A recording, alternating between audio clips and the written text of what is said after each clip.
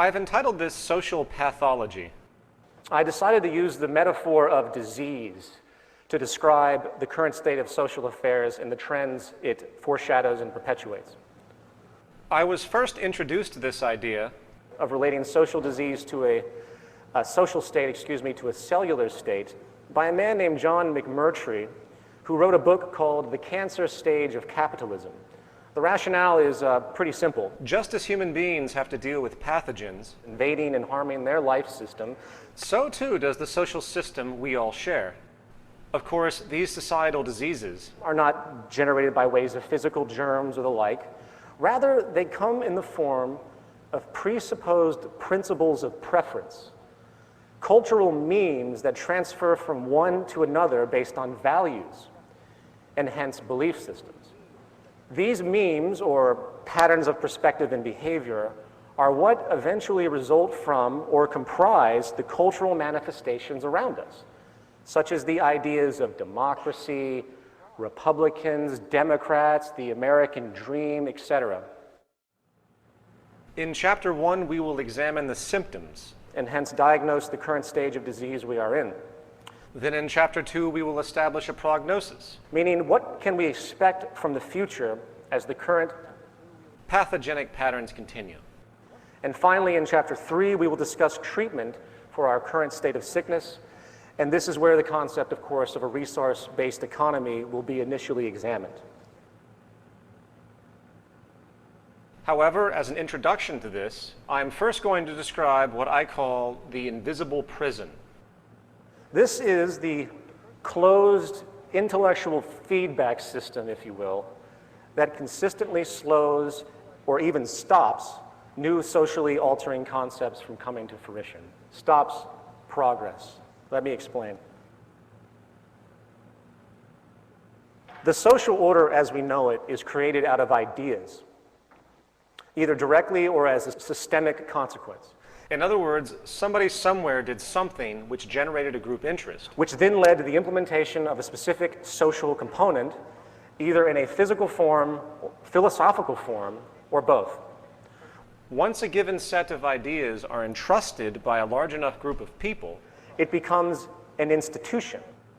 And once that institution is made dominant in some way, while existing for a certain period of time, that institution can then be considered an establishment. Institutional establishments are simply social traditions given the illusion of permanence. In turn, the more established they become, the more cultural influence they tend to have on us, including our values and hence our identities and perspectives. It is not an exaggeration to say that the established institutions governing a person's environment is no less than a conditioning platform to program, if you will, that person with a specific set of values required to maintain the establishment. Hence, we're going to call these established value programs. I have found the analogy of computer programming to be a great way to frame this point. While there is always a debate about genetics, an environmental influence, which, by the way, as I mentioned, Roxanne Meadows will go into at length later in the program, it's very easy to understand in the context of values, meaning what you think is important and not important, that information influences or conditioning is coming from the world around you. Make no mistake, every intellectual concept which each one of us finds merit with is the result of a cultural information influence, one way or another. The environment is a self-perpetuating programming process, and just like designing a software program for your computer, each human being is advertently and inadvertently programmed into their worldview. To continue the analogy, the human brain is a piece of hardware, and the environment around you constitutes the programming team, which creates the values and perspective.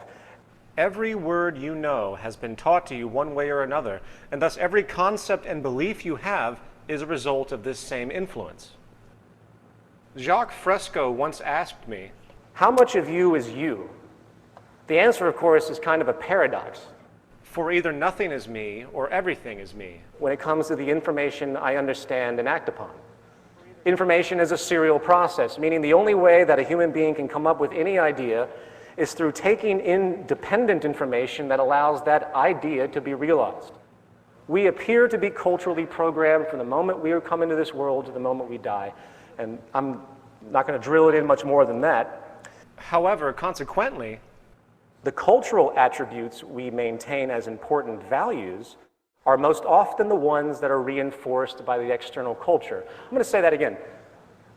The most dominant cultural attributes maintained are the ones that are reinforced by your environment.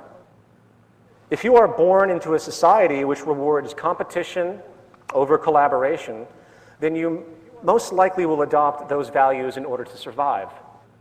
The point is, we are essentially biochemical machines. And while the integrity of our machine processing power and memory is contingent in part on genetics, the source of our actions come fundamentally from the ideas and experiences installed on our mental hardware by the world around us.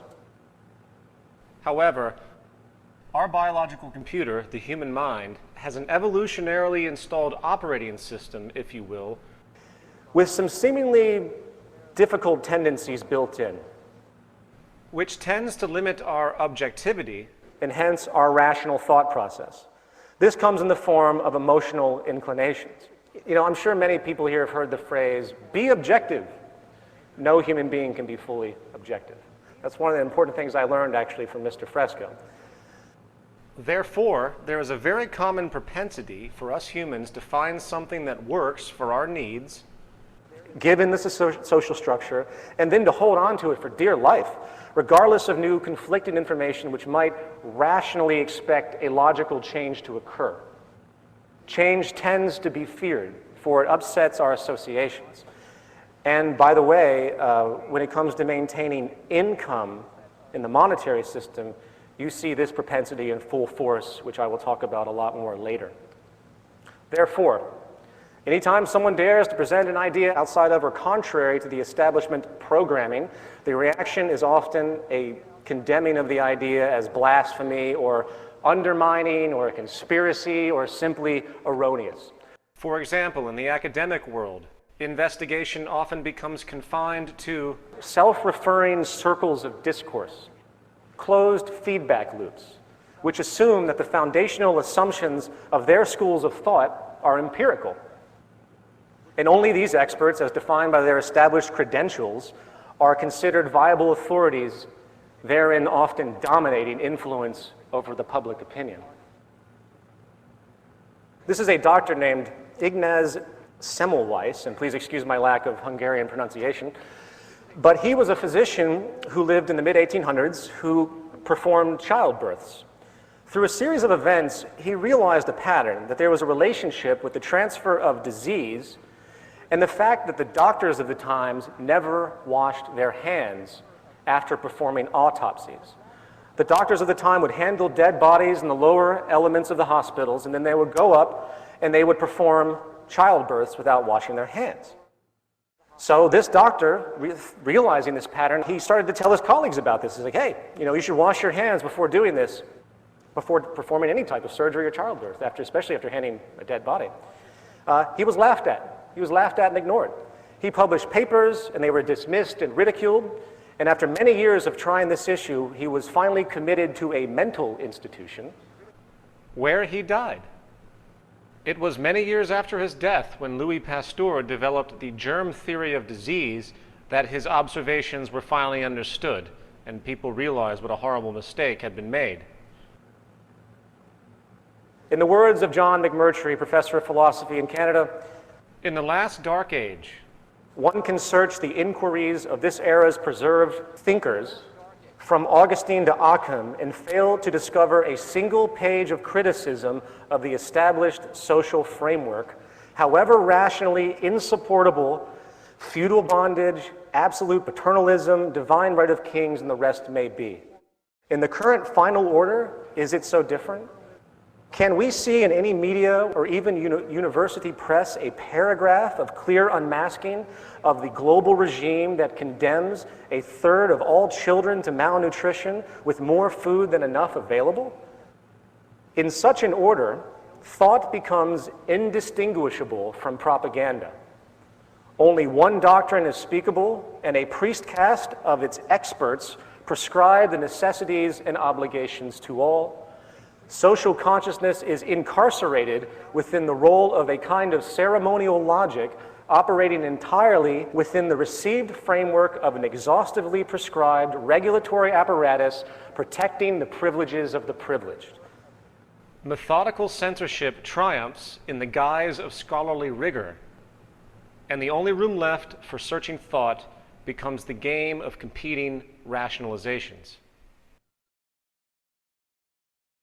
People tend not to criticize the social order because they are bound within it, We are running a thought program which has been installed on our mental hardware, which inherently controls our frame of reference. To use a different analogy, It's like they're in a game, and the idea of questioning the integrity of the game itself rarely occurs. In fact, members of society often become so indoctrinated by their socially acceptable norms that each person's very meaning is framed by the dominant established value system, and the interpretation of new information is consciously or even subconsciously pre-filtered to be consistent with their prior biases. Now, this basic idea understood, let's hone our focus and briefly consider this mind lock phenomenon, as you could call it, in the context of economics, specifically market economics. Actually, a more accurate term at this stage would be economic theology, for, as this presentation will explore, the majority of people on this planet not only have no idea how they are being affected negatively by the market economy at large, they actually, on average, hold a steadfast commitment to its principles based on nothing more than the traditional indoctrination. I got an email once that said to me, if you're against the free market, you're against freedom. and naturally I shuddered at this state of mind control that the dominant established orthodoxy has successfully imposed. Of course, this is how power is maintained, and has been maintained by the dominant established orthodoxies since the beginning of time. And the trick, again, is to condition people so thoroughly into the established value systems that any thought of an alternative is inherently ruled out without critical examination. And to show how deeply pervasive this phenomenon is, you will notice that virtually all the activist organizations in the environmental, social, and political movements of the day always exclude the market system itself as a determinant of harmful effects. It doesn't even occur to them. Instead, they focus on individuals and certain groups or corrupt corporations, and while it is needed in a per-case basis to target problematic areas, it avoids the mechanism which is essentially creating the problem. This is the fatal flaw of what's happening in the so-called activist community today. And, as will be firmly and clearly established over the course of this presentation, the greatest destroyer of ecology, the greatest source of waste and pollution, the greatest purveyor of violence, war, crime, inhumanity, poverty, and social distortion, the greatest generator of social and personal neuroses, mental disorders, depression, anxiety, and the greatest source of social paralysis, stopping us from moving into new methodologies for global sustainability and hence progress on this planet, is not some government, it's not some legislation, it's not some rogue corporation or monopoly or cartel, it's not some flaw of human nature. It is, in fact, the economic system itself at its very foundation. The market system, monetary system, free market, capitalist structure, whatever you want to call it, is not only the source of some of the greatest social problems we face today, it is also setting us up for what could be called the terminal stage of this disease, where the pathogenic social value cancer has mutated and multiplied to a point where we are now faced with nothing less than the death or collapse of modern civilization as we know it. Now, please understand, I'm not a doomsday theorist. I'm not here looking for general knee-jerk emotional reactions to say it's the end of the world. It doesn't take a genius to see where the trends are going, the trends that the media won't talk about. And given the pattern of political, economic, and environmental negligence and abuse, we're on a collision course, which I will explain as we continue. Are there solutions to these problems? Yes, there are.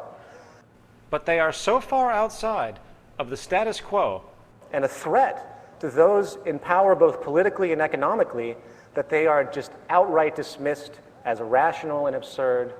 The self-appointed guardians of the status quo won't even hear it because it's far outside of their reference and identity. Here's a few examples of some of the things that are currently happening right now, and there's many more. These are just a few that I popped up in the mainstream media. This is where the Zeitgeist movement comes in. I'm really sorry to say, we can no longer rely on government institutions to steer us in the right direction. Every government on this planet is locked into an economically oriented social program which is self-serving, unsustainable, and destructive to one degree or another. The possibility of a smooth transition into a new enlightened social design which does not have the negative byproducts, which I'm going to talk about, is extremely limited given the options made available in the current order, meaning the legal system, the political system, etc. Likewise, we can no longer endure the profit-driven ethos of the corporate and financial powers which control all of our precious resources on the planet. Resources we all need for survival. Society today is sick, and the illness permeates all life systems within it. And I see the Zeitgeist movement as the immune system of the social world, if you will.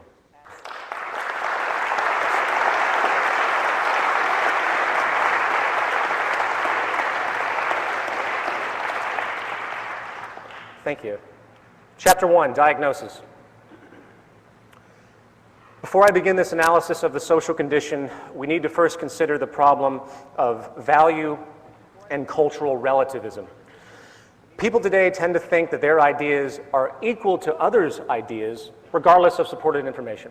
This obsession with opinion has created a frame of reference for so many people today which has no physical referent, where evidence becomes inconvenient.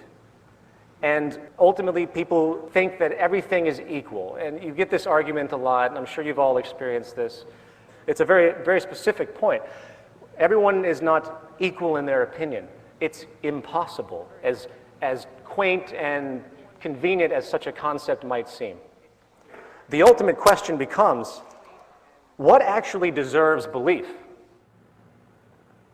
What is important to everyone on this planet, and how do we maintain our well-being both personally and socially in a sustainable way? What is the indisputable common ground which can all be agreed on in a world of Christians, Muslims, capitalists, socialists, atheists, anarchists, Scientologists, Republicans? What can we all agree on? Well, here's one thing that's universal. Being healthy versus being sick. Being healthy is a preferred value preference, you could say. Normal versus pathological states, hence healthy versus diseased states, provide an incontrovertible value basis, for all individuals and societies. Virtually all people in all societies prefer to be alive and healthy.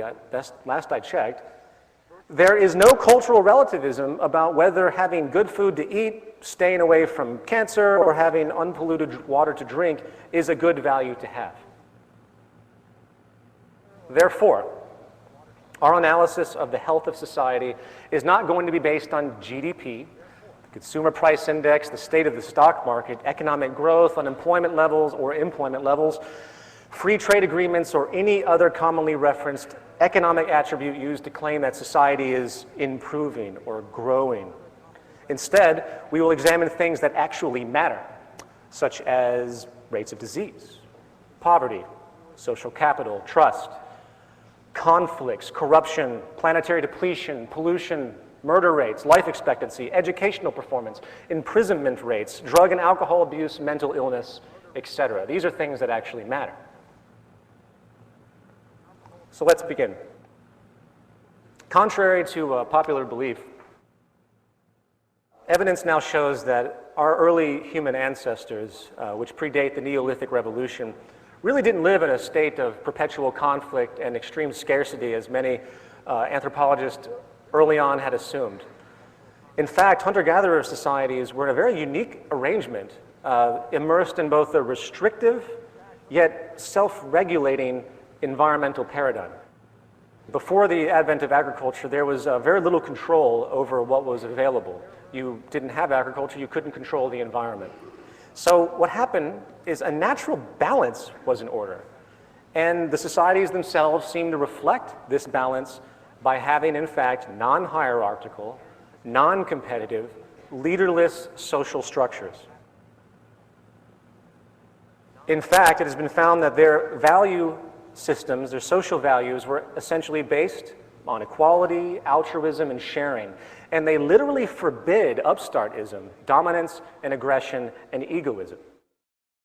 We know this today because of anthropological research done on remaining hunter-gatherer societies around the world, such as the Pidaha, which is how it's pronunciated, out of Brazil.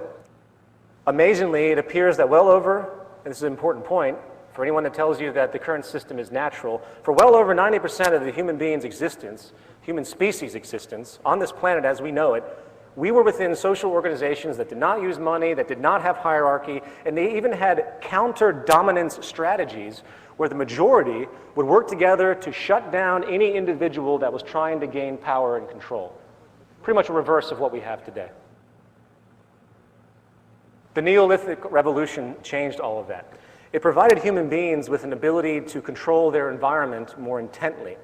The sustenance of life could now be cultivated essentially at will. Now, while this advent would appear as a profound benefit to all, it also introduced some pesky social problems as a result of conditioning attributes, which we still deal with today.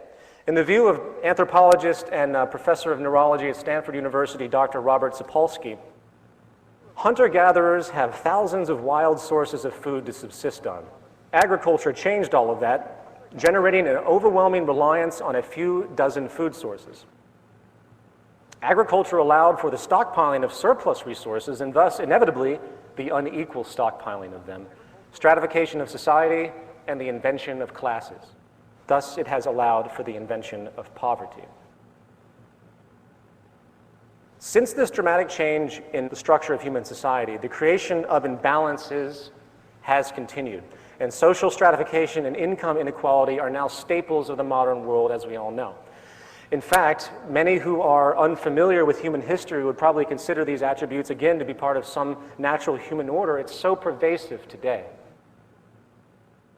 We have gone from food cultivation to commodity bartering to gold exchange to metal-backed certificate exchange to fiat currency.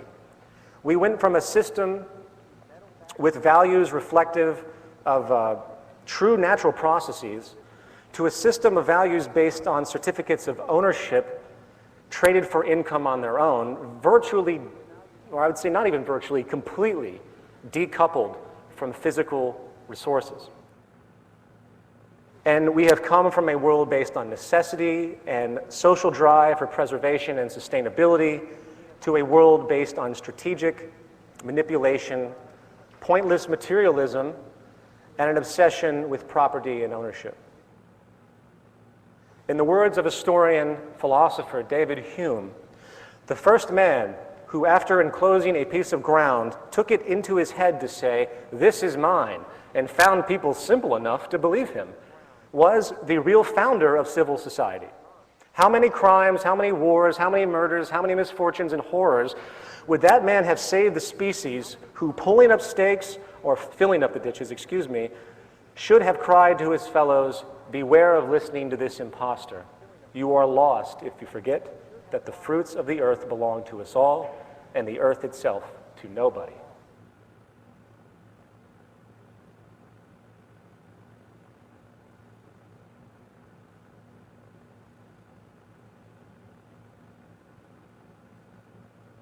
Moreover, scarcity is now a driving force for commerce.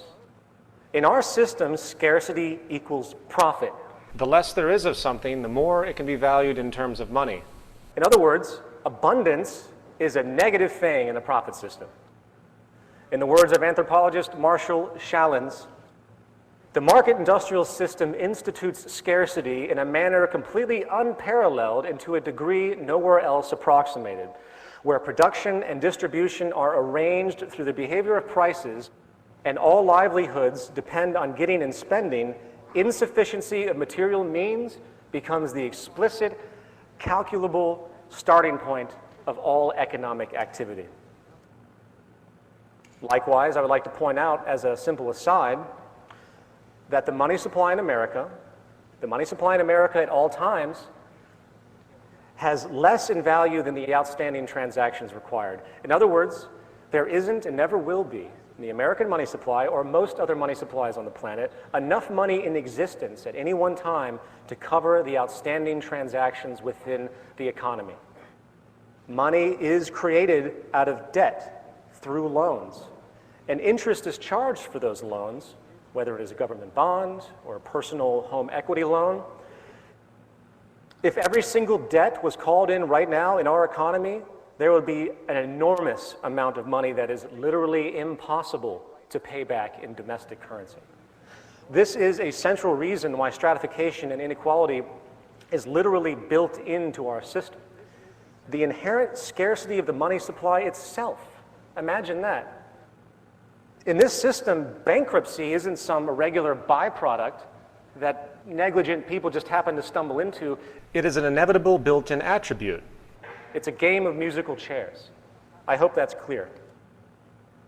In the words of economist Bernard Lietaer, a great quote, "Greed and competition are not the result of a mutable human temperament. Greed and fear of scarcity are, in fact, being continuously created and amplified as a direct result of the kind of money we are using. We can produce more than enough food to feed everybody, but there is clearly not enough money to pay for it all. The scarcity is in our national currencies. In fact, the job of the central banks is to create and maintain that scarcity. The direct consequence is that we have to fight with each other in order to survive." That last sentence really defines so much. The direct consequence is that we have to fight with each other in order to survive. The consequence of these mechanisms is, again, extreme social imbalance and hence social stratification. With this understood, let's now consider the state of income inequality within the world. In 2005, the jolly folks at Citigroup put out a memo to its wealthiest clients in regard to the state of what they called the plutonomy. In the opening summary on this is very, very clear.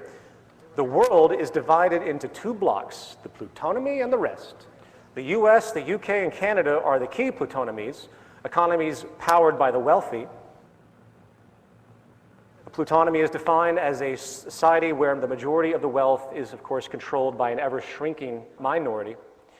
And as such, the economic growth of that society becomes dependent on the fortunes of the wealthy minority and not the rest of the people. Keep that in mind. They then go to ask the question, what are the drivers of plutonomy? They state disruptive technology, driven productivity gains, creative financial innovation, capitalist-friendly cooperative governments, an international dimension of immigrants and overseas conquests invigorating wealth creation, slave labor, The rule of law and patenting inventions. Often these wealth waves involve great complexity, exploited best by the rich and educated of the time. The basic point of this document is the understanding that the average consumer is essentially meaningless to the equity markets, for the super wealthy trading amongst themselves account for the state of the economy overall.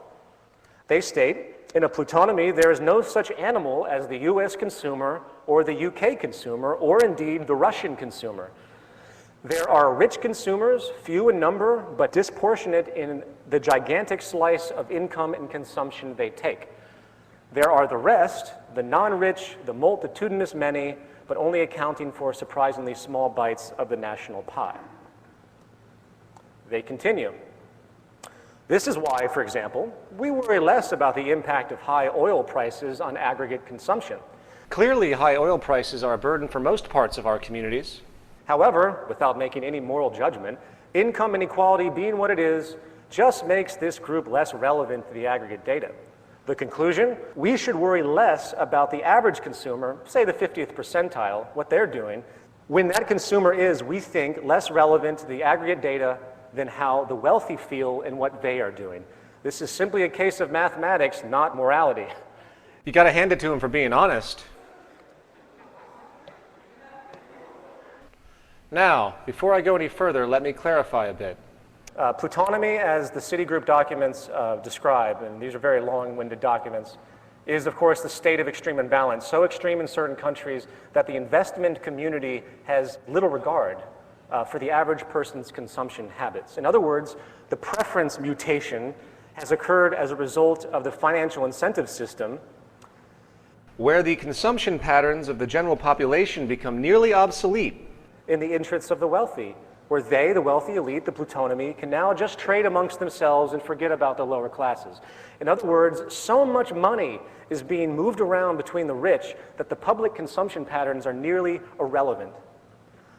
This, of course, makes sense when you think about the methods used to gauge health of the economy, which are supposed to be relating to everyone. GDP.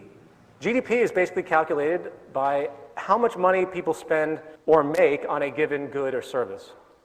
So using the example of net worth, if you have the top 1% controlling 35% of the financial wealth in America, with the next 19% controlling 50%, leaving the bottom 80% with 15%, you have 20% of the American population controlling 85% of the money.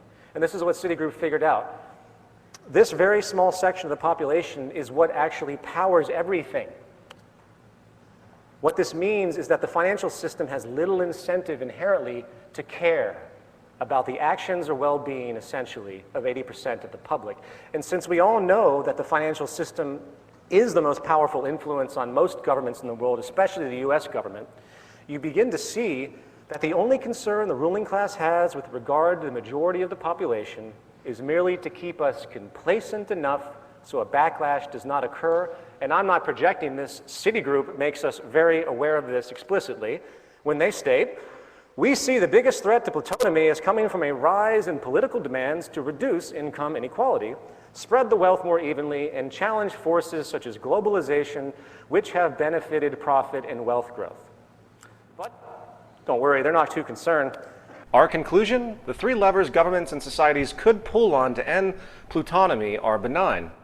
Property rights are generally still intact, taxation policy is neutral to favorable, and globalization is keeping the supply of labor in surplus, acting as a brake on wage inflation.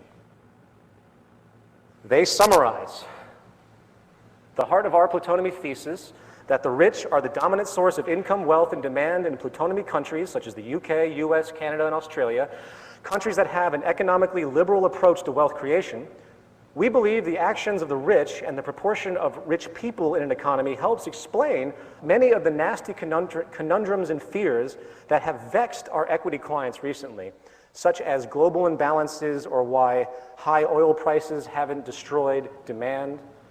Plutonomy, we think, explains these problems away and tells us not to worry about them. Secondly, we believe the rich are going to keep getting richer in coming years. As capitalists, the rich, get an even bigger share of GDP as a result, principally, of globalization. We expect the global pool of labor in developing economies to keep wage inflation in check and profit margins rising. Good for the wealth of capitalists, relatively bad for developed market, unskilled, outsourceable labor. This bodes well for companies selling to or servicing the rich. Sorry to pull you through all of that long-winded text, but I hope it settles in what people at the top are really thinking about behind the financial system. And they are likely right. The rich are going to get richer. The current economic decline that we're in now really doesn't mean anything to the top 20%. It's the 80% that continue to suffer. But hey, Who cares? Evidently, the top 20% power the economy anyway, and I'm not even going to go into what this means in regard to our naive assumptions of democracy in the modern world. In fact, in the words of former Supreme Court Justice Louis D. Brandeis, I believe is how you pronunciate it, we can have democracy in this country, or we can have great wealth concentrated in the hands of a few, but we cannot have both.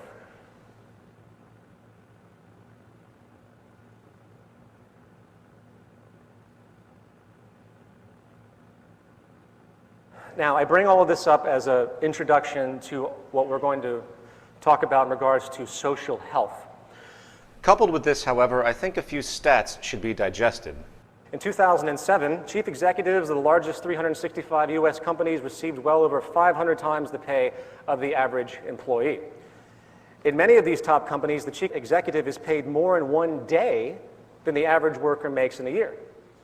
The Walmart family, which is about 6 people, the Waltons, has a combined fortune estimated at about $90 billion in 2009, according to Forbes. The combined wealth of the lower 40% of the U.S. population is only $95 billion.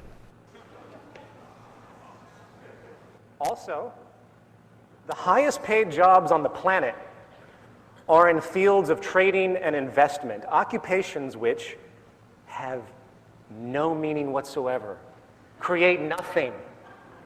They are pointless to the state of society in the natural world. In 2005, the average annual take-home pay for managers of the top 26 hedge funds, aka gambling casinos, was $363 million each. Compare that to the average medical doctor, which makes about $150,000 a year, and the biological research scientists, which are looking for cures and treatments for diseases, which makes only about $68,000 a year. You get the point. Income equality is here, and it is growing, and it appears to be unstoppable when you look at the mechanisms of the financial markets and the culturally accepted reality of tremendous wage differentials among different fields. So now, we present the question, what does this mean to our health, to our well-being? Groundbreaking research by Richard Wilkinson and Kate Pickett of the UK in the area of social inequalities in health and the social detriments of health has given us some profound realizations about what it means to have a society based and driven by inequality. To summarize this groundbreaking research, the common view that social problems are caused directly by singular material conditions such as bad housing or poor diets or lack of educational opportunities and so on is being overturned. The idea that more wealthy societies do better than poorer societies in regard to health in general is not the case. The social problems abundant in rich, highly stratified countries are largely caused by the scale of material differences between people within society itself. The problem is not absolute income, but rather the problem of relative income. If you compare groups of people with the same income in different countries, you find that those in more unequal countries do much worse than those in more equal countries with the same income. It appears to be a psychosocial phenomenon. Inequality seems to make countries socially dysfunctional.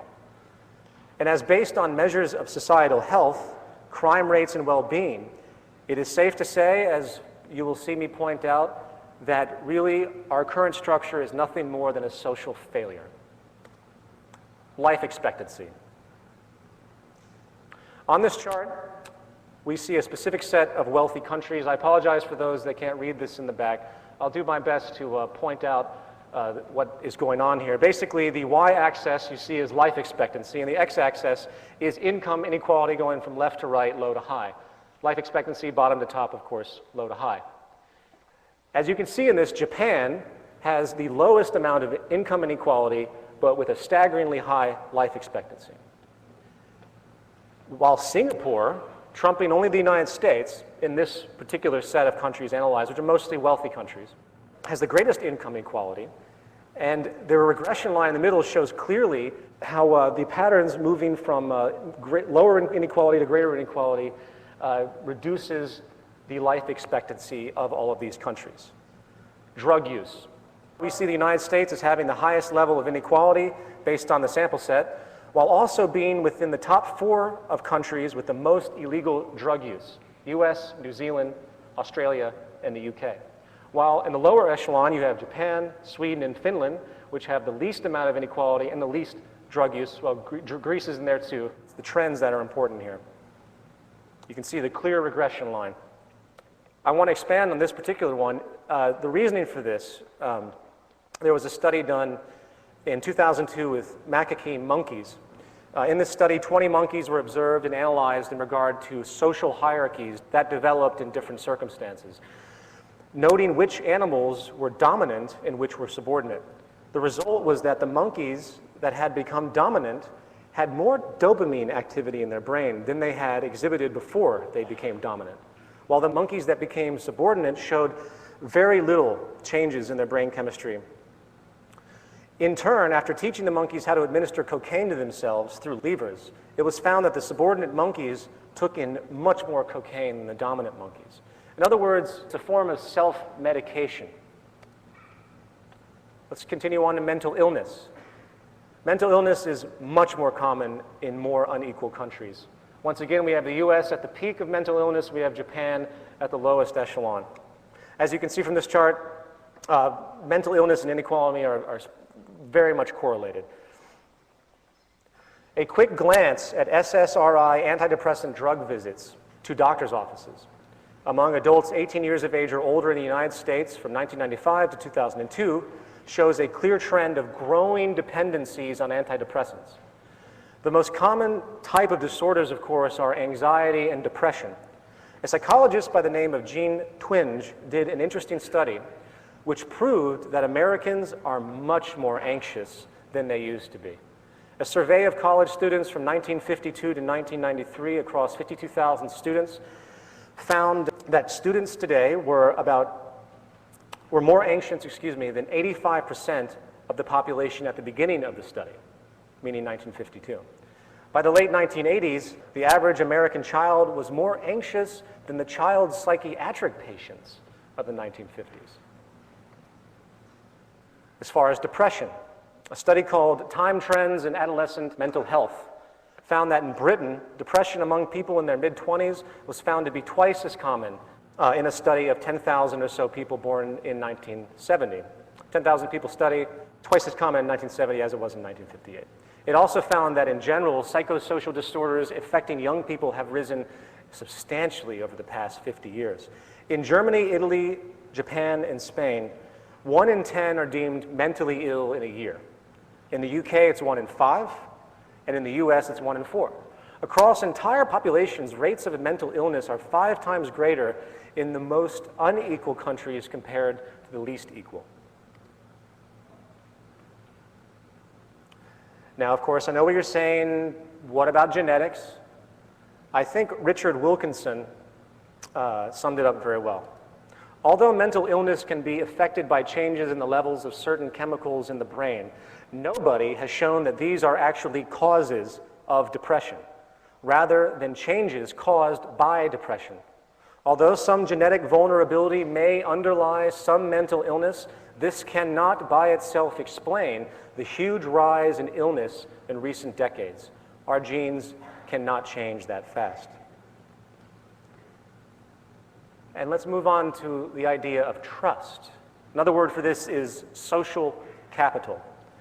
Social capital is defined as an attitude, spirit, or willingness of people to engage in collective civic activities. Hence, there's a strong trust relationship.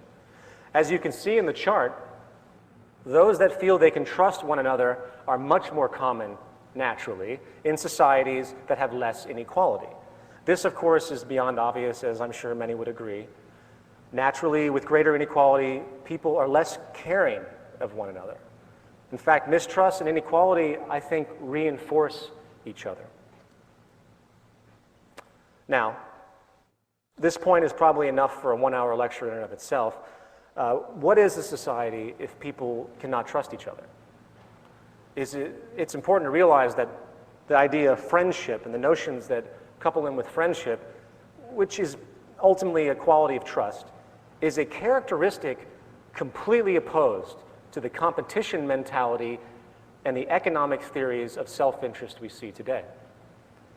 Empathy, reciprocation, and cooperation equates to good health, while suspicion, fight, competition always equates to high levels of stress and hence destruction.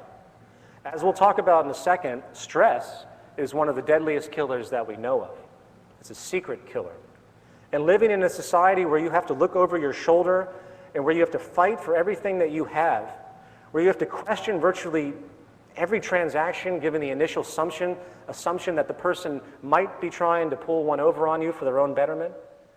The fact of the matter is we thrive socially on trust and cooperation, provably by health standards.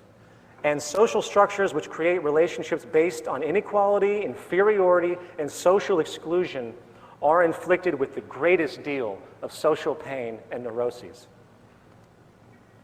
Let's move on to educational scores. This one's very interesting. Not only do more unequal countries have worse educational attainment, kids are more likely to drop out of school as well. Interestingly, class distinctions and their effect have become very obvious in this regard. For example, a study was done in 2004 where they took 321 high-caste Indian boys and put them with 321 low-caste Indian boys, and they were given a task of solving a certain problem. The first time they did this, the caste relationship, the social status, was not announced to these children. They had no idea who was around them. And you can see the caste unannounced, low caste actually beat the high caste. The second time they did it, the results were dramatically skewed. As the lower caste did much worse than before, while the higher caste did better. This is psychological. It's a psychosocial superiority relationship that has been repeated many times in many cases through other studies, which has the exact same consequence. People are greatly affected by their perceived status in society.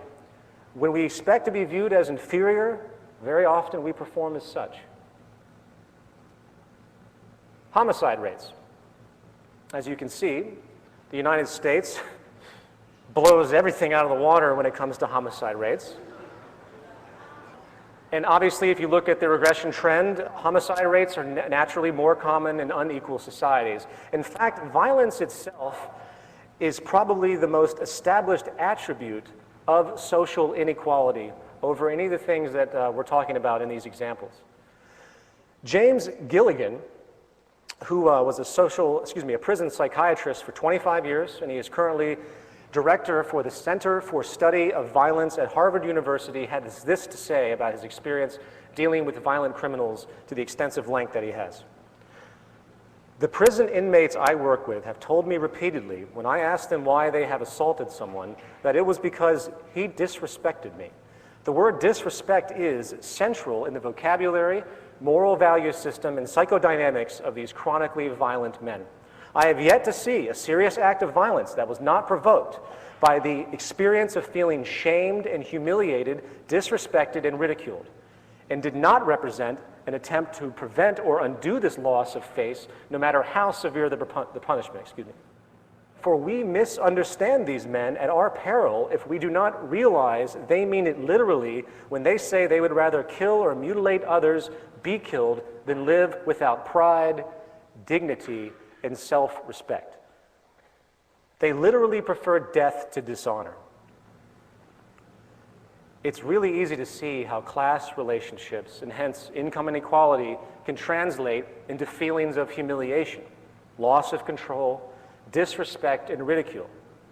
You know, when someone loses their job, it's often demoralizing. They say, oh, my husband's unemployed, and it's this demoralizing thing, oh, he's unemployed. After all, the very nature of class is hierarchical. In other words, the upper class really looks down upon the lower class, historically speaking. And to be looked down upon is essentially humiliating. Therefore, it should be no surprise why the United States has the largest number of homicides in the world, given its extreme income inequality. And this leads us to rates of imprisonment. The trend is very acute as well. Obviously, as we can see, imprisonment rates are much higher in unequal countries.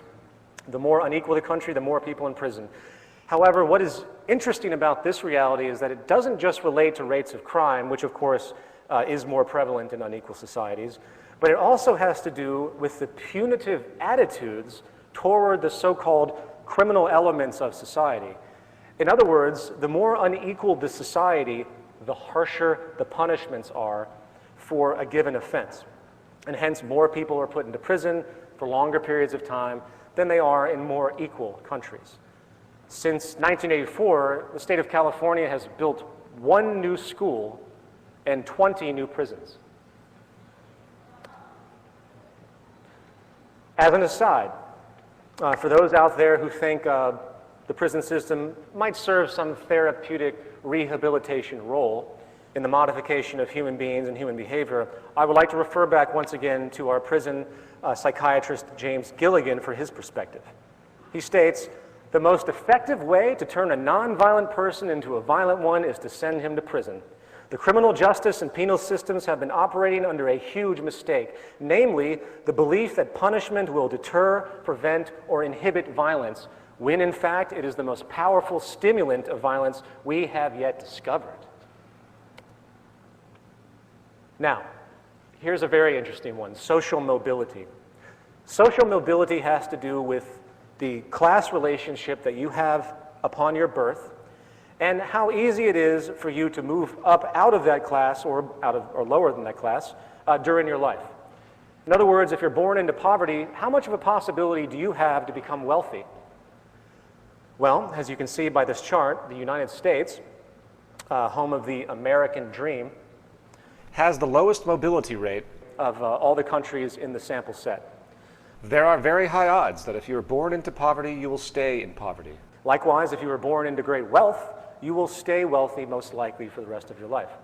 And if you think about it, it's really a form of class segregation. This reality can be blamed in part on the very mechanisms of our financial system, which keeps the lower classes poor and the upper classes rich deliberately. As a quick example of this, which I've stated before, but I think it's a very important example, if you have $1 million and you put it into a CD at a bank at 5% interest, you're going to generate $50,000 a year simply for that deposit. You are making money off of money itself, paper made on paper, nothing more, no invention, no contribution to society, nothing. That being denoted, if you are a lower to middle class person who is limited in funds, which must get an interest-based loan like most people to buy their home or use credit cards, then you are paying interest to the bank, which the bank is then using, in theory, to pay the person's return with the 5% CD. Not only is this equation outrageously offensive due to the use of interest to steal from the poor and give to the rich, but it also perpetuates class stratification by its very design, keeping the lower classes poor under the constant burden of debt while keeping the upper classes rich with the means to turn excess money magically into more money with zero labor or social contribution. This is only one mechanism, by the way, which is used to make sure these class attributes or class segregation is maintained. Infant mortality, very simply, more high in unequal countries than less unequal countries. Obesity, naturally, higher in more unequal countries. Teenage birth rates, higher in more unequal countries. Innovation, I love this one, because it's a total slap in the face to all of those party line toting market enthusiasts who seem to think that the competitive-based incentive system of seeking profit translates into new innovations for the common good. I'm sorry to say, that isn't the case whatsoever. Using the measure of patents per million, Finland, Sweden, and Ireland trump the United States when it comes to invention. And finally, let's take a look at an aggregate summation that was compiled of the many points that we have just examined. This chart shows life expectancy, math, literacy, infant mortality, homicides, imprisonment, teenage births, trust, obesity, mental illness, drugs, alcohol use, and social mobility. As you can see, in the United States, with the highest level of stratification, we are the absolute worst. And just to make sure you understand this analysis clearly, here is a chart showing absolute income of the same thing you just saw. As you can tell, there is no pattern. There is no trend regression line. Here they are side by side, so you can see how viable this information really is.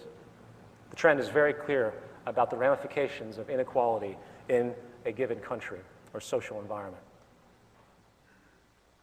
As a final point on this topic of inequality and its consequences, I want to bring up a study called the Whitehall Study, which was in 2 rounds, 1 and 2, stretching over, I believe, about 60 or 70 years. Professor Michael Marmont of the Department of Epidemiology and Public Health at University College of London was the director of these studies. He used the British civil service system as the subject group, and they found that there is a gradient of health quality in industrialized societies, which is not simply a matter of poor health for the disadvantaged and good health for everyone else. Something else was happening. Remember, this is the UK, which has socialized healthcare. So everyone essentially has equal access to the same amount of healthcare. They found, regardless of this, that there was a social distribution of disease as you went from the top of the socioeconomic ladder to the bottom. And the types of diseases that people would get would change on average. For example, the lowest rungs of the hierarchy had a 4-fold increase of heart disease-based mortality compared to the highest rungs. And this pattern was, to a certain degree, again, irrespective of access to healthcare. This is just one example, by the way. It's a gradient of health problems that emerge that cannot be explained by absolute income. And it, in fact, goes back to the stress response if you go into it and research these points. Even in a country with universal health care, the worse a person's financial status and position in the hierarchy, the worse their health is going to be on average. In other words, people in higher socioeconomic positions, those higher in the pyramid, live longer, enjoy better health, and suffer less from disability, while those of lower socioeconomic status die younger and suffer the greater burden of disability and disease. This comes in the form, again, of a gradient, meaning that from the higher upper class straight down to the lower class, bottom class, each successive step down or up the socioeconomic ladder constitutes a respective quality change in a person's health. The bottom line is that there's a great deal of statistical data that screams that living in a more equal society is more healthy and productive for about 99.9% of the population. It is only those at the very tip of the pyramid that could be considered unaffected by the disease known as social inequality. Equality benefits everyone, in other words. Now, given this reality, it begs the question, what is the actual psychosocial cause of these issues? What are the most dominant mechanisms in place that continually support class division and the neuroses and sickness it generates? Well, we really don't have to look very far for a viable possibility. The cultural programming wing of the market system is the advertising industry, which serves to perpetuate the consumption values that you see around you. However, it goes much deeper than that. It goes much deeper than just getting people to buy things for a specific company's profit. The fact is, the values of materialism and consumption are of dire importance to the operation of the world economy. Without those values, the system would falter, and let me explain why. At the core of the economy as we know it lies the unalterable requirement for constant, perpetual, cyclical consumption. In other words, the entire basis of what we refer to as economic growth, which in turn is translated into things such as gross domestic product, which are supposed to be measures of social progress and the like, is nothing more than human beings constantly and perpetually buying and selling over and over and over again. If human beings do not buy things, companies and stores cannot afford to pay their employees. If an employee cannot be paid, then that employee, which is also the consumer, cannot go out and spend the money they receive from employment back into the system to perpetuate the cycle. If people do not constantly spend their money, the entire economic structure, including the entire labor system, would completely collapse. Given this reality, the highest priority of any corporation, or in fact, any government that cares about its economy, is to make sure the public has an immediate interest to constantly consume. It is interesting to point out that America was originally founded on a certain degree of a Protestant work ethic, a Protestant worldview, where thrift and savings were actually dominant values back then. Since that time, advertising agencies had to switch their arguments from utility-oriented angles to those engaged in for emotional appeal and status enhancement. Americans now consume twice as much as they did before the end of World War II. As an historical note, one of the leading figures in this American value hijacking, as I would call it, is a man named Edward Bernays. Bernays is most famous for his book called Propaganda, in which it was bought by many people, including Joseph Goebbels. He was hired by all the major corporations many, many decades ago to help influence the public into buying things very simply that they did not need.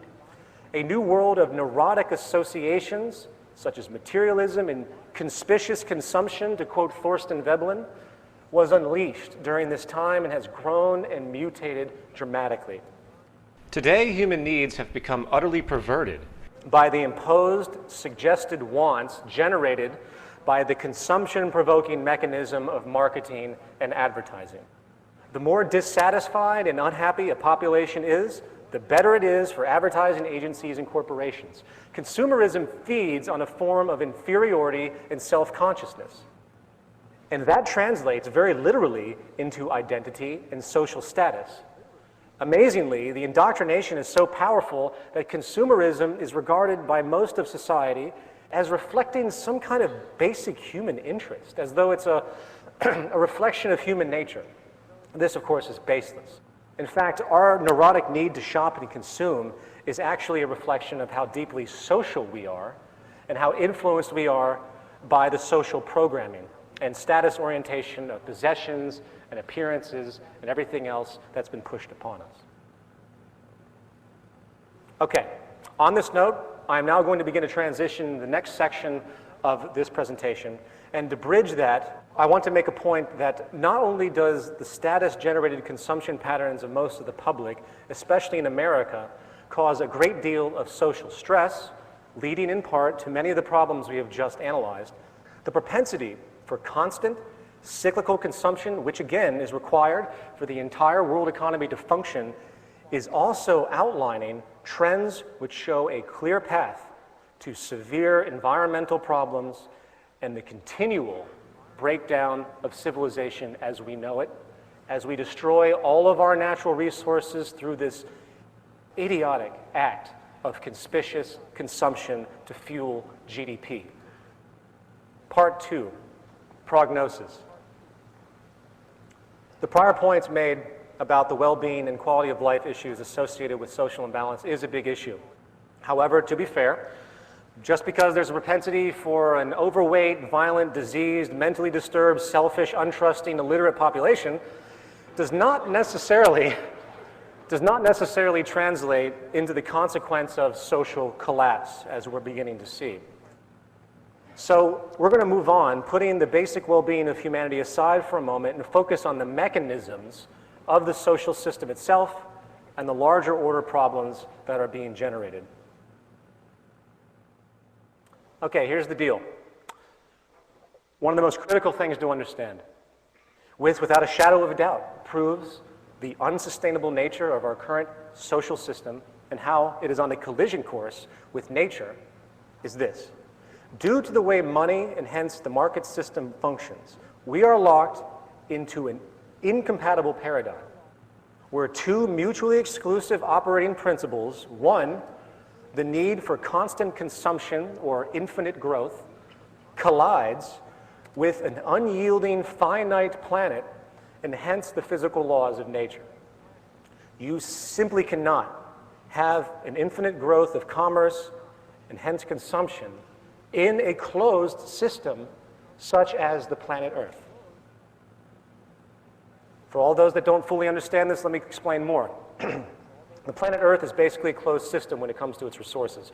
All the minerals and energy deposits that we currently use have rates of cultivation that dramatically exceed the lifespan of the human being. For example, oil and fossil fuels in general took over 100 million years easy for them to come about. The same goes for our mineral resources. The 4,400 mineral species out there today took outrageous amounts of time to be created. The diamonds that we find today took over 3 billion years to be created. Now, given this environmental reality, it would seem painfully obvious that the most important aspect of any earthly society would be the preservation of the Earth's resources, right?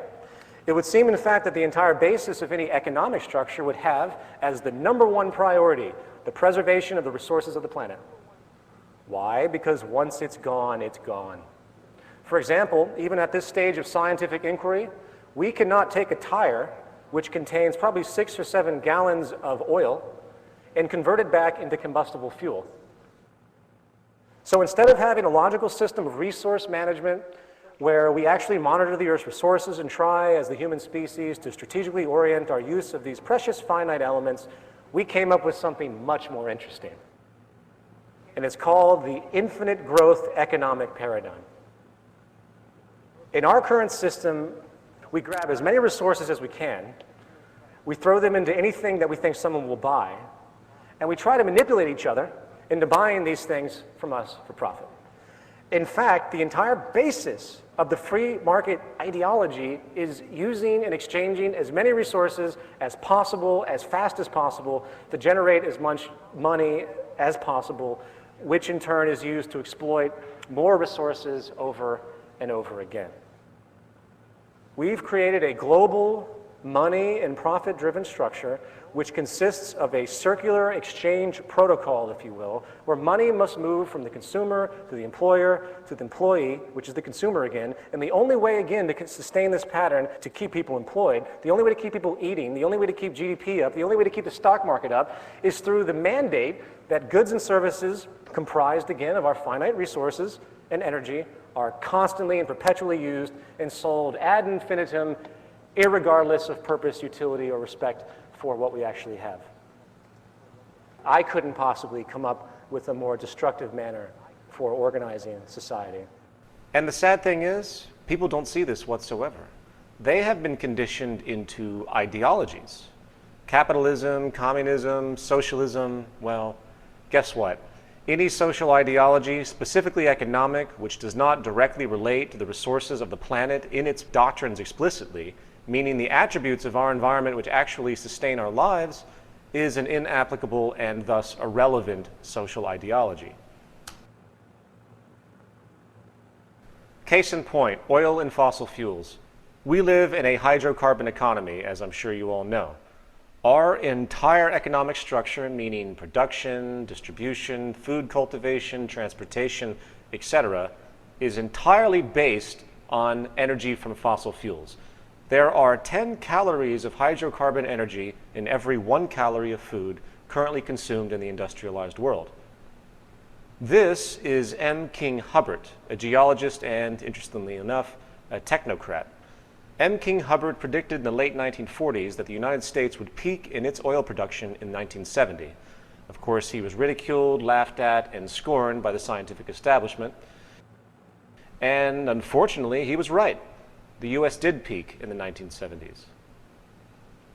In fact, some studies now show that global oil discoveries have likely peaked around the same time. The exact date is debatable, but it doesn't change anything. Now, before I go any further, I know some of you out there are saying, how do we know that these statistics are accurate? How do we know that the research institutions are unaware of existing oil supplies that go undiscovered? And how do we know if the oil corporations themselves, which contain the data, are not lying to simply boost their profits? Well, these are good questions, but there is no question about the decline in the United States. We do import over 70% of our oil now. And as far as the global peak, all you really have to do is look at the drilling patterns of the major corporations to see that almost every major oil company is desperate to find new oil reserves, and they have gone almost everywhere legally possible to do so.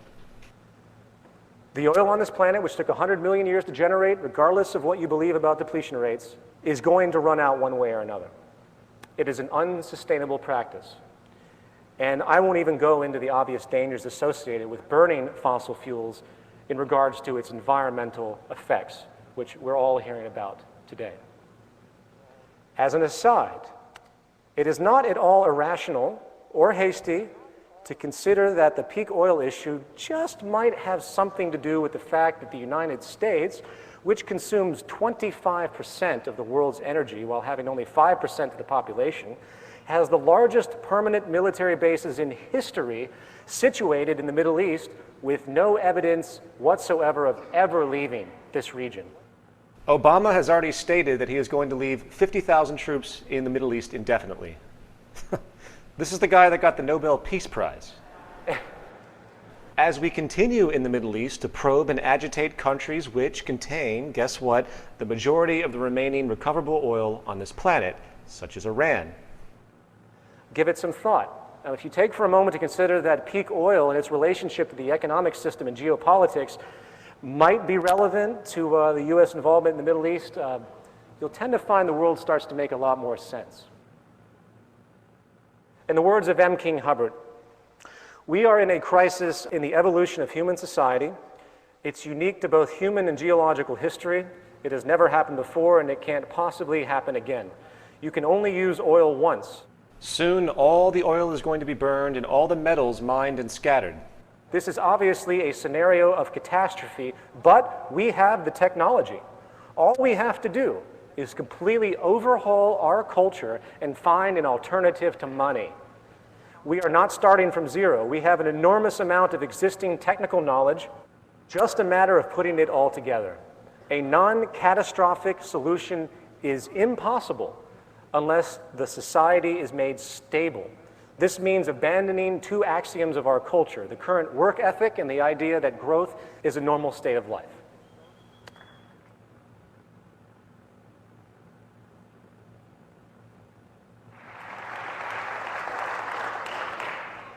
He continues in a paper he wrote in 1981 called Two Intellectual Systems, Matter, Energy, and the Monetary Culture.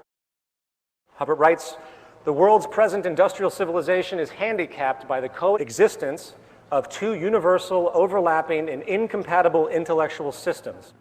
The accumulated knowledge of the last 4 centuries of the properties and interrelationships of matter and energy, and the associated monetary culture which has evolved from folkways of prehistoric origin. You simply cannot have a society operate based on this necessity for constant growth to maintain, ironically, stability. We have at our disposal a tremendous number of alternative energies. And infrastructure possibilities. And sophisticated manners of implementation, which could reduce our reliance on fossil fuels dramatically, paving the way to a world that would have zero reliance on hydrocarbon energies at all. Unfortunately, you are not going to see this anytime soon, for the economic paradigm we live in sets up another serious problem that we need to address, and I simply call this establishment paralysis. Given our tremendous reliance on hydrocarbon energy at this stage of human evolution, people, when hearing about the obvious problem of depletion, naively brush it off under the assumption that the establishment is actually preparing for a transition out of our dependency on hydrocarbons. Or better yet, that the establishment can actually afford to create a transition. In order to understand the difficulty of moving out of our current established energy paradigm, we must first realize that from a financial standpoint, there is very little motivation to move into a new system. This is the very nature of an established institution in the monetary system. The fact of the matter is, an exorbitant amount of money, I know this will sound strange to many of you, an exorbitant amount of money is going to be made on the scarcity of energy and, in fact, the collapse of society itself. Our economic system is predicated on making money on the way up and making money on the way down. Those in power, referencing back to that Citigroup document I talked about, have a propensity to care more about the short-term, short-sighted financial benefits of running out of energy than they care about the pivotal life-supporting attributes that it provides. If you look back at history, you see that the concern over depleting fossil fuels has been talked about for a long time. And many scientists in the 1960s and 70s felt that by the year 2000, we would have an entirely different energy infrastructure. Why didn't that happen? Why is it that the Reagan administration ripped off the solar panels from the White House that Jimmy Carter had installed? Why is it the US government sided with big oil so the electric car would be squashed in the United States? The answer, of course, is that our profit market-based system sets up a natural defensive propensity to stop anything if those changes find the prior establishment to be obsolete. This is likely the most caustic attribute of our current situation, the knee-jerk propensity to stop productive change for the sake of preserving market share and profit for select groups. Think about it. If you start a company, you hire employees, you generate income. What have you done? You've created an institution which yourself and your coworkers rely on for their income and hence survival. Therefore, you will do what you need to protect yourself and your life-sustaining company. It is providing for your standard of living. In other words, there is a built-in short-sightedness. And this survival element, which is only operational in our current profit-oriented system, is what is stopping needed change from coming to pass. I could probably ramble off many examples of new advents that have been pushed to the side because they're either too efficient or too sustainable for the market system to absorb, or simply money can't be made continually off of them. It can't perpetuate the system, or it puts an industry out of work. It puts people out of work. There is a human element to this. So there's a natural need, a natural attribute, where people say, well, okay, this is probably better for society, but I need to make money now. I can't think about the transition, so let's just push this aside for now. That's what's happening over and over and over and over again. It's not that they're bad people or anything like that. This is what the system has created. Simultaneously, let's remember that the market system requires constant problems. In order for the public interest in consumption to be maintained, problems and cultural influence is required. The more problems there are, the better the economy, generally speaking. In this system, it is inherently good for cars to break down. It is good for people to get cancer. It is good for computers to become quickly obsolete. Why? More money. To put it into a sentence, change, abundance, sustainability, and efficiency are the enemies of the profit structure. Progressive advancements in science and technology, which can resolve problems of inefficiency and scarcity once and for all, are, in effect, making the prior establishment's servicing of those problems obsolete. Therefore, in a monetary system, corporations are not just in competition with other corporations. They are actually in competition with progress itself.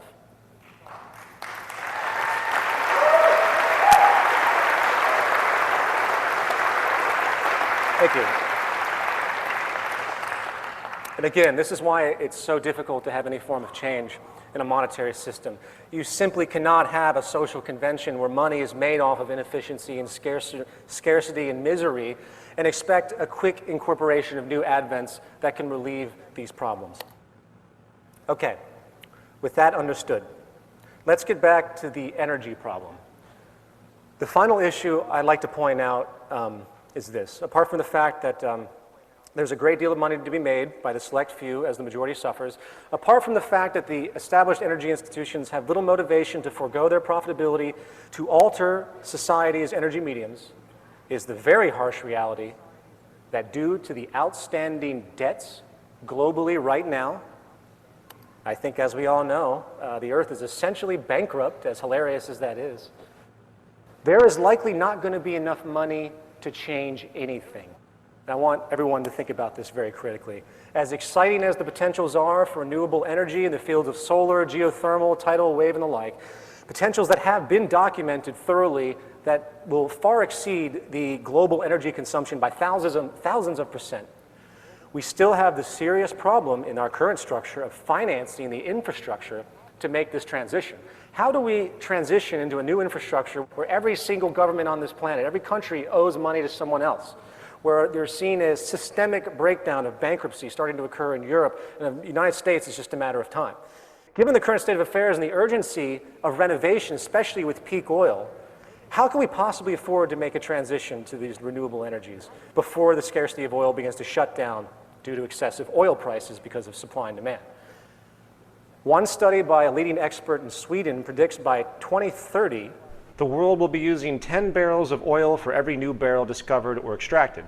That's really not that far away.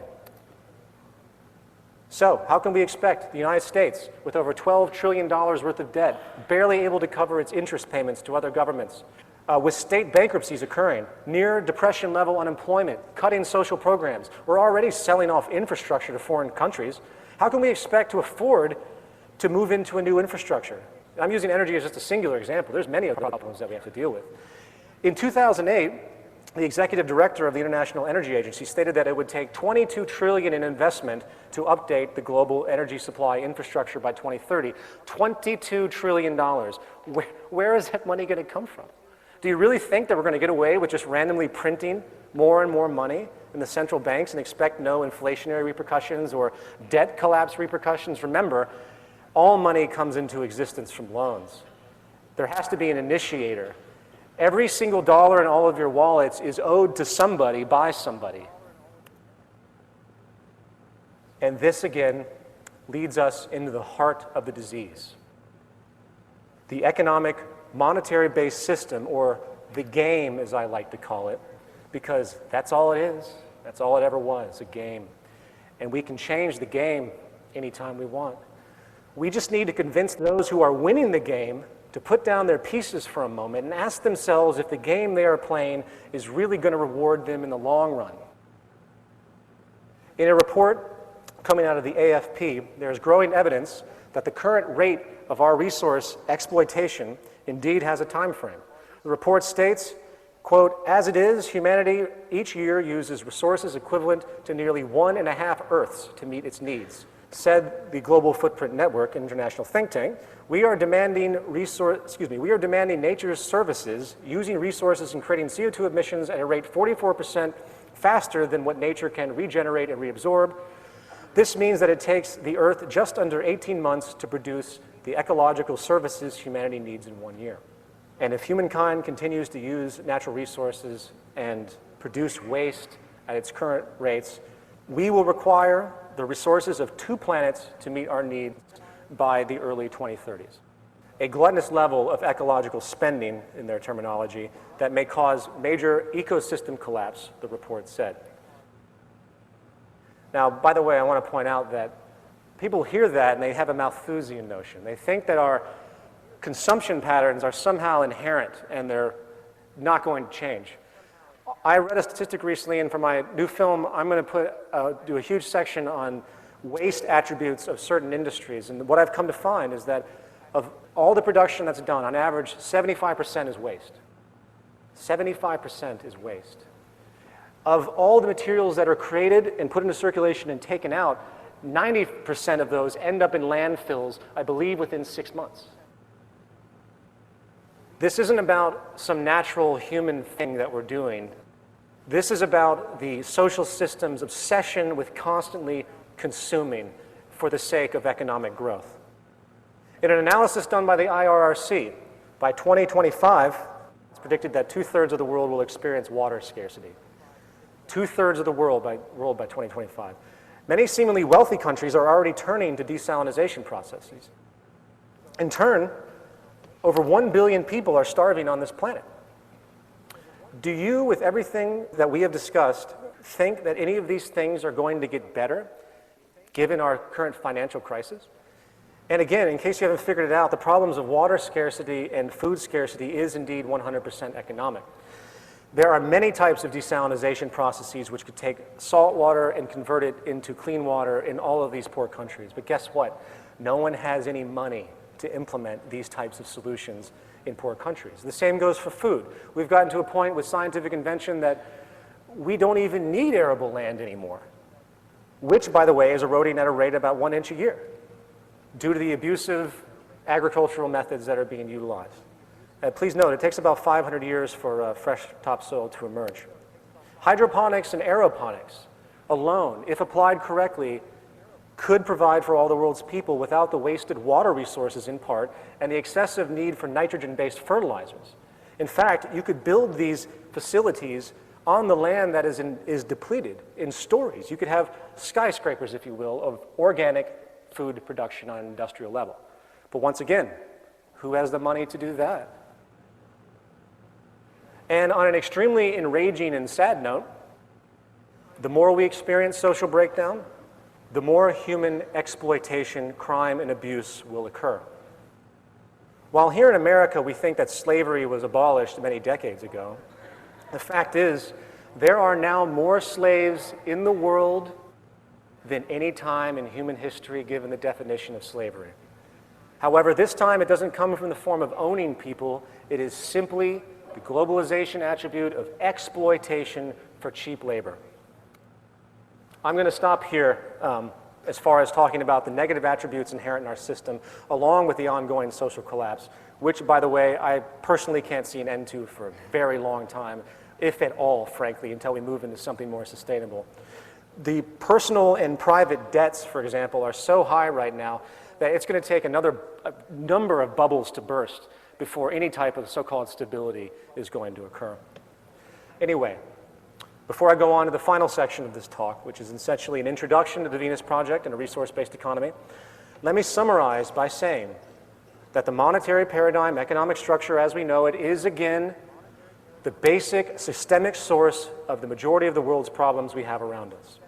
In this system, if this cancer is allowed to grow unabated, spreading its malignant propensities across the globe, utterly decoupling from the natural world and the carrying capacity of the earth, destroying the finite resources we all share, we are on pace with nothing less than something that no one can even consider of a collapse. And I'm not talking about waking up one day and there's nothing anywhere. It's not like that. It's where slowly it arose to a point where the values and the culture and the awareness becomes so distraught and so confused that the levels of quality of life become justified, where you start to accept less and less. It's going to slow everything down to a crawl. And invariably, there will be some dramatic accents, if you will, of severe problems, especially when it comes to the energy crisis that is looming. Something radical has to be done. We are approaching a terminal stage. Part 3, treatment. There are two angles to consider when attempting to resolve these problems. The first is the mentality of the culture, as we've discussed before, the cultural programs, and the second is the actual structure of social operation. As noted earlier in our discussion, these two attributes are deeply interlinked. However, regarding the first issue of cultural conditioning, we need to employ what I call, as a movement, we need to employ what I call social therapy. Social therapy refers to adjusting a society's values, changing the value programs. We must have sustainable values in order to have sustainable practices. I would suggest that the first program that needs to be uninstalled from our mental hardware is the social distortion that generates conspicuous consumption pushed forward by the corporately aligned advertising agencies. The value orientation of having more and more stuff, regardless of their utility or function, is an unsustainable ideology inherently on a finite planet.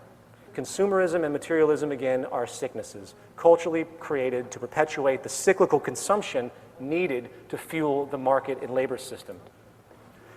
This is precisely what the Zeitgeist movement is trying to do. We can't do anything until people understand the need for this direction, which is why we're here right now, which is why this is being webcast, which is why those involved in the movement are diligently working, not to create infrastructure yet, but to try to get these values out there. We will address the movement directives in the second half of the program. Beyond that, as far as the actual structure of society, I'm afraid we require nothing less than a complete and total revision. And this is where the Venus Project again comes in. I'm going to run down 5 of what I consider to be the central attributes required to move into a resource-based economy. 1, we must move from a growth economy to a steady state economy. The cancerous consequences of the infinite growth paradigm must be stopped before it's too late.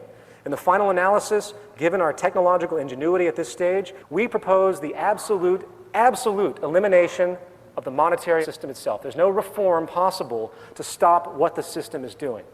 The scarcity and waste we see around us is created by us, not some intrinsic process of nature or some Malthusian inherent tendency. The need of money is no longer relevant and is extremely detrimental, in fact. Second, we must move from a primitive, competitive, invention-oriented system, work system, to a collaborative system. Not only are all goods produced in our current society inherently inferior, by the way, due to the need to maintain a competitive cost basis in the marketplace, but the competitive system also generates massive amounts of corruption. Yes, I agree.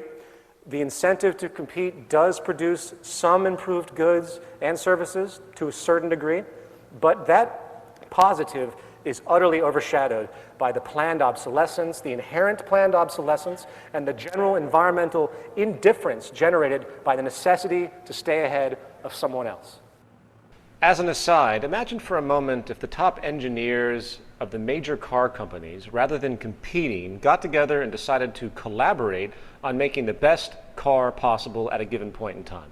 Imagine if we established an incentive system that pulls people together to create the best rather than compete and produce inherent inferiority.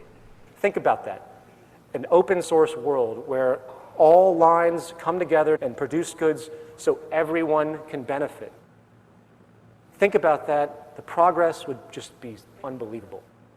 Not to mention it would save tremendous amounts of resources. For there'd be no longer a need to duplicate perpetually. You don't have two companies making the same thing anymore. It's a form of preservation if they work together.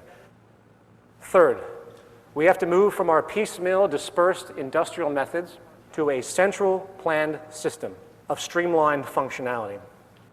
Is it me, or is it absolutely insane that we import strawberries from Brazil or bananas from Ecuador or water from Fiji when all of these things could be produced locally? As Jacques Fresco will describe in regard to his city systems, everything is as self-contained as possible. As another example, consider the general route of production, from mining the materials to creating the preliminary components to assembling the components to distribution. And there's a constant move of transportation to go from one place to another, wasting tremendous amounts of energy. Give that some thought for a moment to think about if you streamlined all of the actions of society, think about how fluid things could be and what that actually means. Now, to extend this point, in a talk I did called Where Are We Going?, I described a ground-up global approach to a network organization which is in fact a resource-based economy. And I described why the parameters are what they are. I don't have time to go through all of it, but let me give just a quick rundown of the reasoning for those that have never even considered any other social system outside of what we know today. Very simply, the Earth is a system and must be treated as such. There are resources all over the Earth, and therefore we must have a system that can monitor these global resources within a global technological infrastructure. Therefore, we have to have a feedback system, which has to be global in nature, coming from the carrying capacity of the Earth, which is the starting point of all industrial decisions. The first step in this, we do a full survey of the Earth's natural resources. You can't make intelligent decisions if you don't know what comprises the attributes of those decisions. We must first understand the full range and capacity of the earthly components in order to derive inference as to our capabilities. There are many natural resources to consider on the planet, but for now, I want to focus on energy again. Since energy is essentially the fuel of society, this is a good focal point.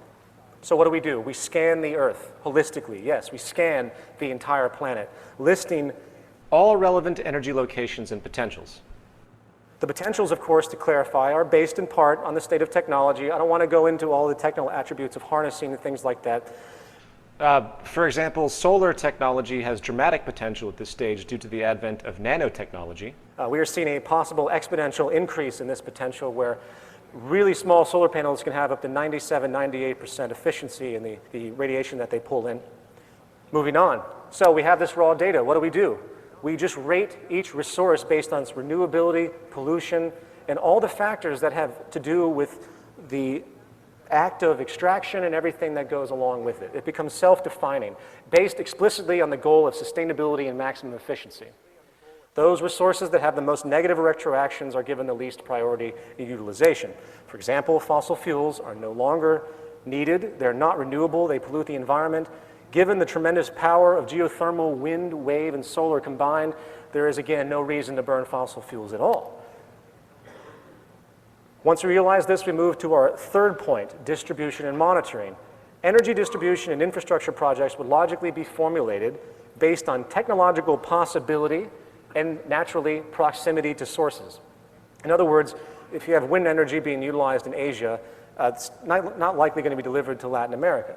So distribution parameters would be self-evident based upon the technology and proximity practicality. Likewise, Again, active resource monitoring done through Earth sensors would allow a constant awareness of our rates of use, the rates of depletion, the rates of renewal, or any other parameter relevant to know. This is pivotal for us to maintain what we can consider a balanced load economy. If the scarcity of any resource is going to occur, we will see it far in advance, and we can forecast it, and we can make proper actions to adjust accordingly before it becomes a very large problem. This idea, of course, is nothing new. You see this in your inkjet printer. Your printer has an ink level, comes up to tell you what you have. And just to show that this isn't some bizarre idea that's impossible, Hewlett-Packard just recently came out with what amazingly they called a central nervous system for Earth, which the first time I heard that sentence was actually out of the mouth of Jacques Fresco. And that's exactly what they're attempting to do in a limited sense. They're trying to develop a wireless sensoring system to acquire extremely high resolution seismic data on land, and this is exactly the direction. It's funny with these things that have been talked about for a long time, people say, oh, that could never happen, and we see it begin to happen in small pockets, if you will. All we have to do is scale this out and expand it for the needs that we require. Okay, so what do we have so far? We have the locations of our energy resources. We have the outputs and potentials and distribution qualifiers based on strategic usage. You would survey the public to see what they wanted. Just as someone goes to a store, they say to themselves, well, I want this. They get what they need, and it becomes a statistical point. Therefore, it's a dynamic monitoring of the consumption rates. And finally, we have a system of active resource monitoring that reports the state of energy supplies, rates of usage, and other relevant trends. I know I'm moving very quickly with this. If you want to hear a more expanded expression of this point, you can go online and watch the lecture, Where Are We Going? In other words, with this entire concept, we've created a systems approach to energy management on the planet. The system is comprised of real-time data and statistics. The process of unfolding is based not on a person or group's opinion, not on the whims of a corporation or government, but on natural law and reasoning. In other words, once we establish the interest that survival and hence sustainability is our goal as a species, which I hope everyone here shares, each parameter to consider in regard to resource management becomes completely self-evident from the ground up. It's called arriving at decisions as opposed to making them, which is a subjective act based on incomplete information and very often cultural or personal biases. Using this energy model as a procedural example, and I'm going to start moving very quickly because I didn't realize how long this presentation was. It's already almost 5:30. We would compile this information into a computer database management program.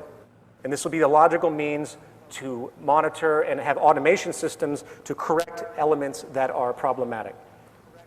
We want to eliminate the subjectivity currently dominant in our society. This is like a nervous system. There's no reason to vote on anything. There's no reason to debate anything in Congress. Moving on to point 4. For the sake of humanity and efficiency, we need to stop wasting time on labor processes that are generated by the market system to maintain employment. We need to move into deliberate automation of everything we can. Given the current state of technology today, there is absolutely no reason for a waiter to exist in any restaurant. There is absolutely no reason for anyone to work at the post office. There is absolutely no reason why anyone should be in virtually any factory whatsoever. I've been working on a statistical data set for a project that I'm doing in regard to employment in America, considering what percentage of the current workforce could be automated at this stage of technological know-how, coupled with eliminating occupations that have no social return, such as Wall Street, including all jobs that have anything to do with money.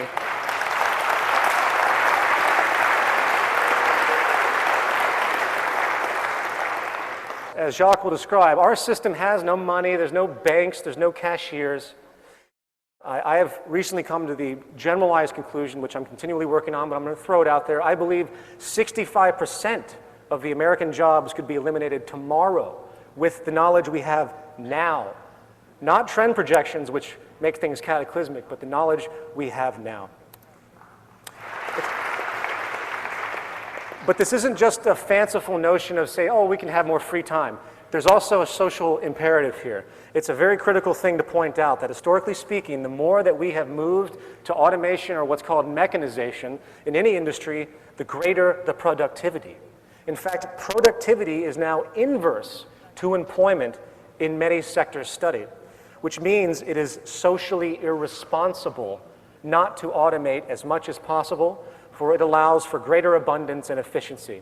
Here's a chart of the G7 advanced industrialized countries showing how employment in manufacturing has been dropping while manufacturing output has risen substantially. And this particular trend is happening across the board, and why wouldn't it? These machines don't need to take lunch breaks, they don't need vacations, they don't need insurance. It makes perfect sense. And as a very quick point, what you're going to tend to find is that the inexpense of machines are becoming so inexpensive now. Technology is exponentially growing at such a rate. In your cell phone, you have a little microchip that's more powerful than the greatest supercomputer that existed 50 years ago. And it's really cheap now. The first great supercomputer costed millions and millions of dollars. People aren't going to be affordable anymore to most corporations. They're going to automate because they can't figure out a way to reconcile keeping human labor anymore, except for ideological things, of course. And fifth, we have to move from a system of materialism and property to a system of universal access. Now, before this point is dismissed as communist propaganda, let's consider the train of thought. In a resource-based economy where production is streamlined to maximize quality and minimize waste and duplication, the idea of property becomes obsolete and, in fact, detrimental. People do not need to hoard and protect anything. They simply need access to what they need at the time they need it. the best example is the automobile.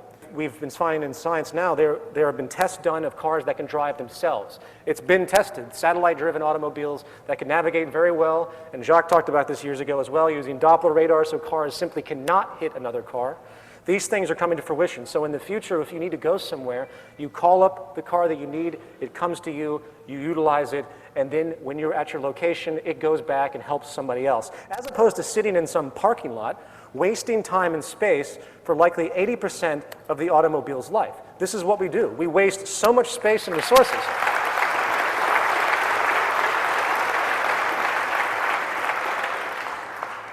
We waste so much space and resources with this primitive concept of personal ownership.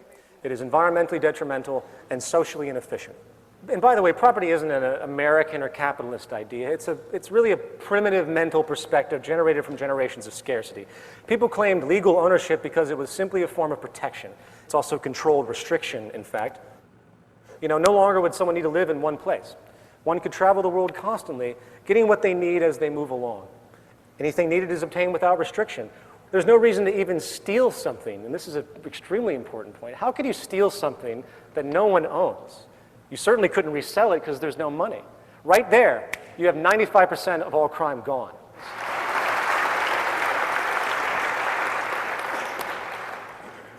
In conclusion, as paradoxical as it may seem,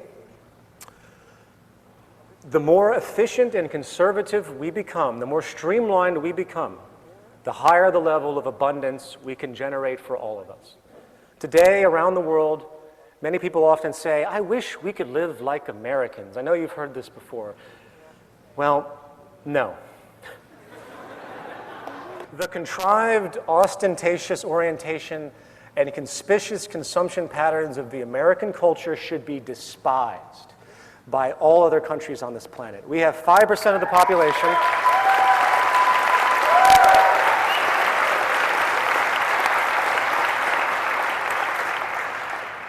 We have 5% of the population and we consume 30% of the world's resources. It's insane. In a resource-based economy where we base our production and distribution on physical reference, starting with the carrying capacity of the earth, where we streamline our labor expression towards things that have a long-term social return, when we get rid of the cancer known as the financial system and start to share our resources in a diligent way, working together, avoiding the false values of materialism and consumption pushed upon our culture, we find that we can provide a high quality of life for everyone on this planet while eliminating all of the central reasons for war, poverty, destitution, violence, criminal behavior, neuroses, it would be the dawn of a world we could actually label a civilization. And if that isn't a goal worth working towards, I don't know what is. Thank you.